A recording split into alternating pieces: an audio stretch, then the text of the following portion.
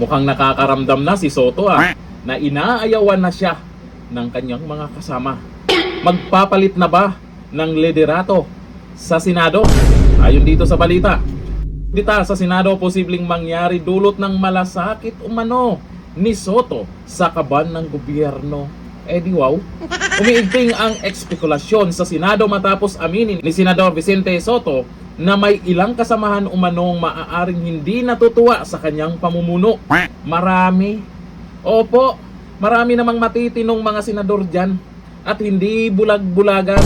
Pati na sa taong bayan, hindi na rin natutuwa ang karamihan. Sana makaramdam ka naman. Lalo na sa kanyang mahigpit na tindig laban sa budget insertions. Ang naturang higpit ayon kay Soto, ang posibleng ugat ng mga bulong-bulungan tungkol sa umano'y tangkang sa liderato ng mataas na kapulungan. Ito ang sabi niya, ano bang iniisip ko na maaaring hindi natutuwa ang ilan sa mga kasama? Baka dahil mahigpit ako sa insertion sa budget. Talaga namang dapat kang palitan dyan. Halata naman yung mga galawan mo dyan, lalo na sa pagdating sa impeachment. Ang sabi ng mga netizens dyan, na ang karapat-dapat o ang pwede talagang maging Senate President ay si Senator Cayetano. May mga nagsabi, pwedeng-pwede daw si Senator Marcoleta. Pero para sa akin, bilang baguhang senador at alam po natin ay isa sa maingay dyan, okay na si Senator Marcoleta dyan. At pag naging Senate President itong si Cayetano, pwedeng ibalik si Senator Marcoleta sa Blue Ribbon Committee. Okay talaga pag si Senator Marcoleta ang gagawing chairman sa Blue Ribbon.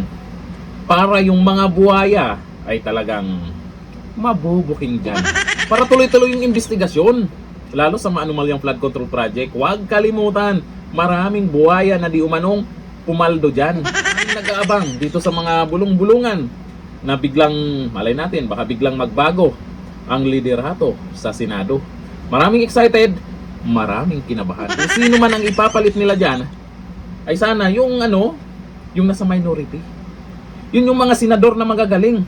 Dapat isang ilagay nila dyan, dapat abogado. Para may alam sa batas.